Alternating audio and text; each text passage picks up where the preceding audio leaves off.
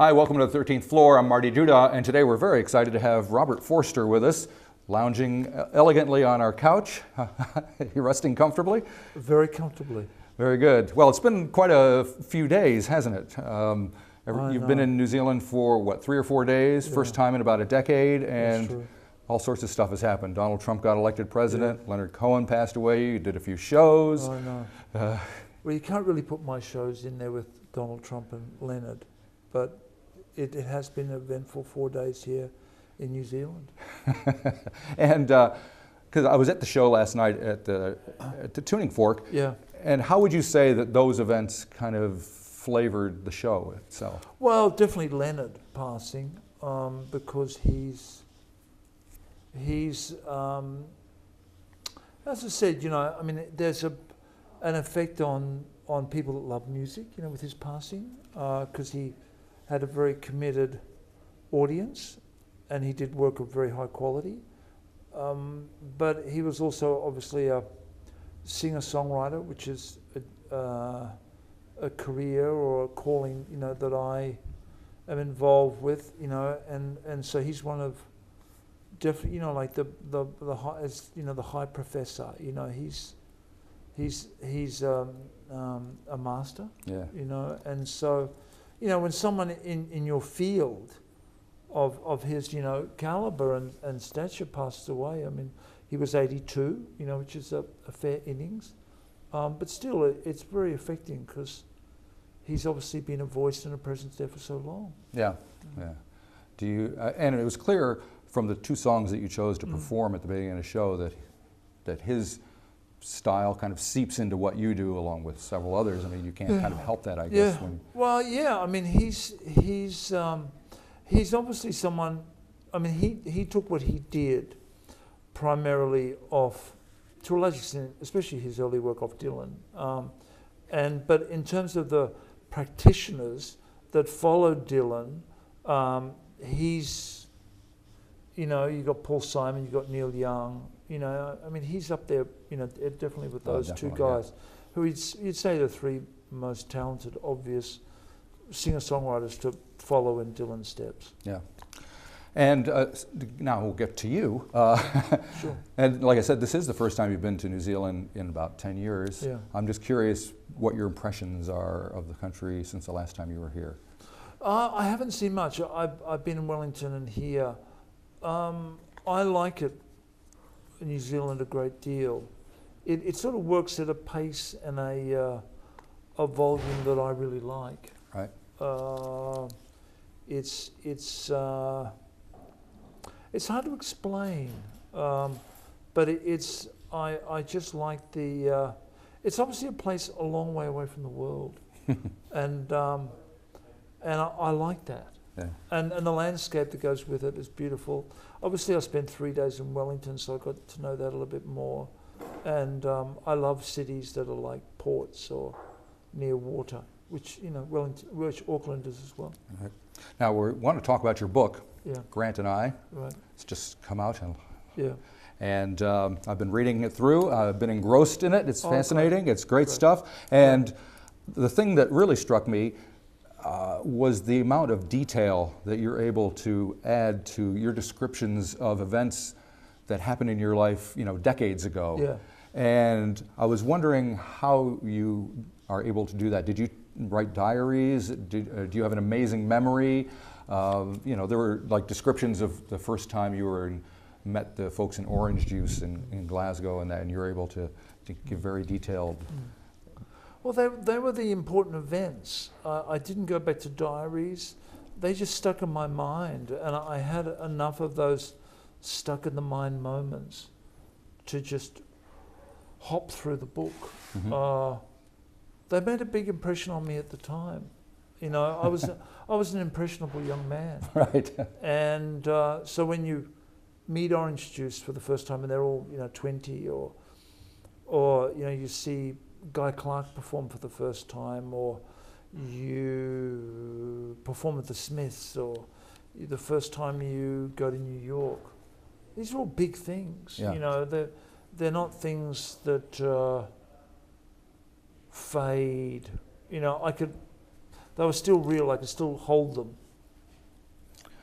And I'm wondering, when you were writing the book, were there favorite eras that you were looking forward to going back to? Was there, did you kind of immerse yourself back into those situations? That's a very good question. No, not really. I just wrote. There were things that I enjoyed doing more than others. Like there's bits where you must have to link one thing to a next, and that can be a bit difficult because it has to be convincing. The link. But no, all of it. Often the easiest thing to write was the hardest hitting emotionally. Because it was almost I was on sure ground then. Like especially with Grant. Like highly emotive bits weren't as hard to write as you'd think because you're secure in your knowledge. It's the bits where it gets fuzzy and you're going, well, what did we do in January 1987? Right. Do you know what I mean? That's where it gets hard. Yeah, I can't remember what I was doing. No, nor do I. Now, you've brought your acoustic guitar with you. Yeah. So we're going to hear a couple of songs. So Sure. we'll hear a song and then we'll come back and talk some more about the book and about your music. Oh, yeah. And I believe the song that you're going to perform for us is I Love Myself and I Always Have. Yeah. So maybe you want to give us a brief sure. little introduction of the song. Okay. Introduction to the song. Well, it's a song about self-belief. Right?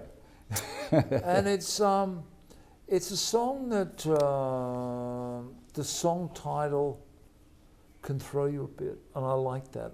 It sounds like someone says, "Oh, I've got a song called I Love Myself and I Always Have," and of course there's the humorous aspect to that. Were you tempted to dedicate it to Trump last night? No. Well, no. He needs no more. He needs nothing from me, but just sort of then the song has a seriousness to it, which I quite like. Mm-hmm. Like it starts off with that song title. Okay. Great. Okay. Well, we'll listen to you play that, and then we'll chat some more in just a second. Okay. This song is called "I Love Myself and I Always Have."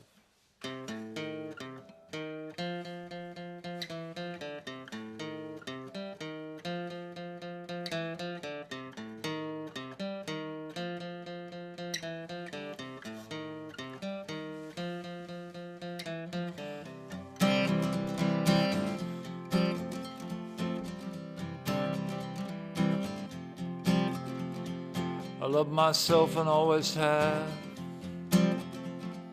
I love myself and I always have. I had the light and I cut it shade. I had the dark but I made it brave.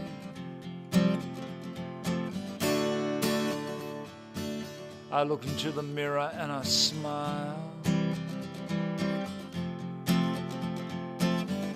And I'm running wild.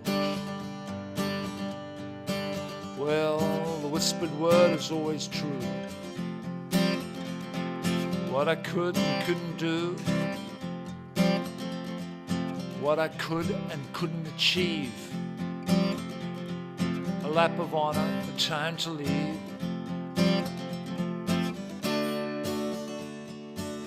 I march to my own beat. With a banner in the street. I love myself and I always have. Love myself and I always have. I hold myself in high regard.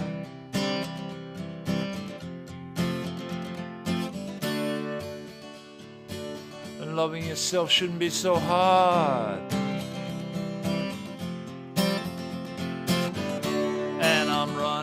Wild.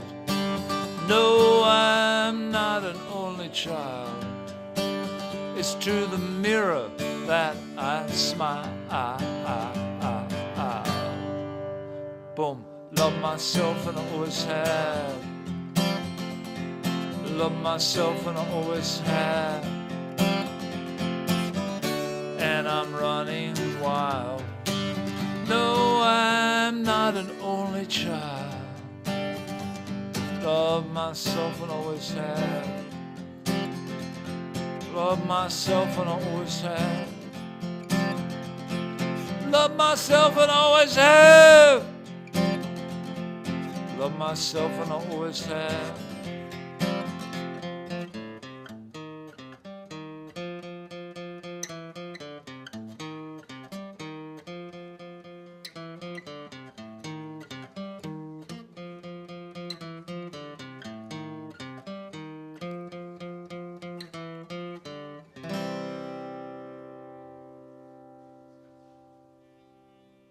All right, we're back here with Robert Forster after hearing one tune. That's from your most recent album, right? From Songs to Play, yeah. Yes. That's true. Yeah. Even Songs to Play sounds like a title that Leonard Cohen would have adopted for one of his records. See, now you're getting into high praise. No, seriously, it could be, yeah, well, I take that graciously. Very good, very good. Let's see, let's get back to talking about your book, Grant and I. Yeah. Pictured here. Yeah. One of the things, reading about it, and you acknowledge the fact that the Go-Betweens as a band kind of never made it to a certain level. Yeah. They were kind of I guess a mid-level band. Yeah. And I was wondering, because I'm kind of at this point in the book right now, if the band at some point collectively realized that that was kind of their fate and how they dealt with it. I think we realised it was our fate in stages. Probably the most important stage was when Streets of Your Town, which was the lead single of 16 Lovers Lane, didn't become a hit. I think that had all the potential to blast us into the stratosphere, and it didn't. And there was sort of a feeling after that album, when we'd finished the touring, which we did for about a year, that basically we're just going to go on to our next album, and there was no time off. Mm-hmm. You know, it wasn't like, oh, you've had a hit record, everyone in the band, here's $50,000, let's all see each other in a year, and we'll come back and we'll regroup. It was like, you know, straight back into it. And I think that was the moment. It was like we're in our early 30s, we'd done 6 albums, we'd just done easily our most commercial ever album. We had a good, you know, critical response throughout our career, but we had a sort of core audience, and so it was like perfect lift-off time. If Streets of Your Town had done that, it didn't, and I think that's when we sort of went, okay, if we make a record like that and it doesn't sell more copies than it did, then maybe we, you know, it felt like, you know, we could write Bridge Over Troubled Waters, you know, we could have written Purple Rain, you know, we could have written Papa's Got a Brand New Bag, and wouldn't have made any difference, you know. It must have been tough at that point to come to that conclusion. And it was. Yeah. It was. Yeah. Now, back to the actual writing of the book. Yeah. Writing a book like this has got to be very revealing. Yeah. And of course, songwriting is a revealing process as well. Definitely. I'm wondering how they compare. Oh, these are good questions. I do my best. Usually when somebody says that, they mean the opposite, though. No, I mean it. They're both revealing, but I don't think I'm a... I always have like screens, you know, like it's not, I don't vomit things out. Right. And I mean that in a good way, you know, like I don't, you know, like there's a certain art to it, there's a certain shading to it. Really, there's not as big a difference in terms of what I want to reveal. The book is a lot more permanent. Mm-hmm. You know, I mean, people sue over books. Right. You know, people don't sue over songs, and so it's, you know, you're more open, you're more exposed. It's on the page, it's in the paper, you know, it's in the bookshops. It's a lot more. You're open. And what about yourself? How much were you willing to reveal about yourself, though? Did that? Yeah, well, there was big things. I mean, you know, like in the book it comes out that I took hard drugs, you know, heroin and you know, amphetamines and what are referred to as hard drugs. Mm-hmm. No one knew that, but I was happy to, you know, that was part of the story. You know, it couldn't be. I couldn't trot around that, but it happened back in the 80s, you know. So it's sort of, you know, I think now everyone who's of a certain age, you do things in your 20s, especially if you're involved with the music business, you know. So it's no great surprise, you know. Like if I was a lawyer, you know, if I was a politician now, I'm 59. If I was a politician and went, yeah, I took heroin in my 20s. Everyone would be like, what? You know, But if you're a musician, it's still surprise, but it's sort of more easily understood, you know. Yeah. Interesting. All righty. We'll let you go here in a few minutes. We're going to have another song, though, to take. Oh, before that, just the most recent album came out 7 years after the previous one, I believe. Yeah. Do you have plans? How do you look forward to what you're going to be doing next, I guess is what I'm trying to say. I'd love to do an album sooner than 7 years. I'm really trying. Right. Because it seems like your songwriting... I'm not very prolific. Yeah. That's been something that's a strand that's run all the way through my work. And I've got a really good album to follow, which, you know, is a difficult thing to do. It's kind of daunting, is it? It's daunting. Yeah. You're exactly right. Yeah. And would it be better? Would it be easier for you if you had someone to write with? Or no, it would make no difference. But I am going to. Some of the musicians on the album, two guys called Scott and Luke. I'm going to try and, who are very, very talented musicians and songwriters in their own part. Maybe we can get a riff going. Maybe we can get something going that would also take the album away from so much singer-songwriter territory. Right. Maybe it's something I'm going to try anyway. Okay. Okay. So now we're going to leave them with a song. I'm So Happy for You. Yeah. What can you tell me about that? Well, it's a pop song, and you know, when you're in your 50s and beyond that, it's hard to write good pop songs. It's easy to write, you know, elegiac, moody ballads. Right. You know, that sort of goes with the territory. So when I wrote the song, something as up and jumpy and smooth and poppy as this and quick, I was really happy about it because I was like, oh God, I can still do that. Right. You know, like that was a good feeling. So it's a song I'm very proud of. Excellent. Well, thank you for coming by here. Marty, and thank you. Thanks for coming to New Zealand, and try not to wait so long next time. I'll be back sooner than 10 years. Excellent. This next song is called I'm So Happy for You.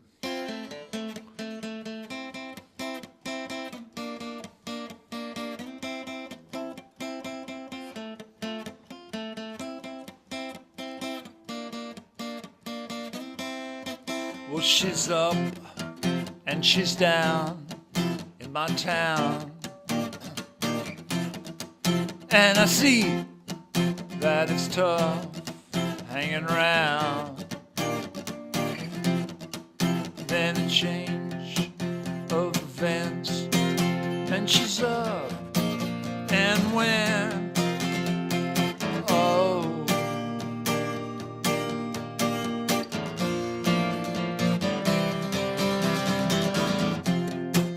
I'm so happy for you. I'm so happy for you.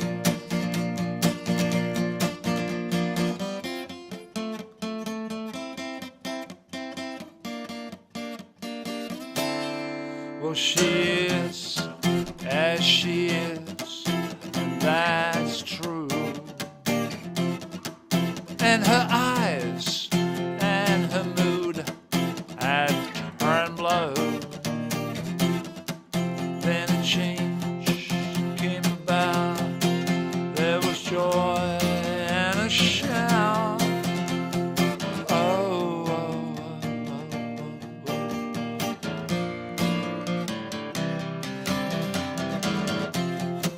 I'm so happy for you.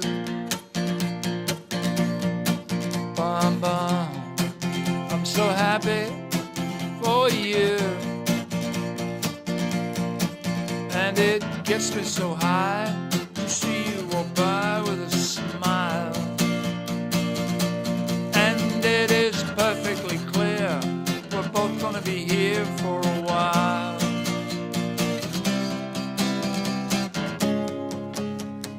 Don't it make you smile?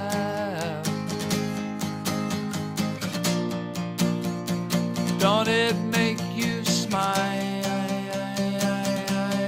Oh, I'm so happy, that's true.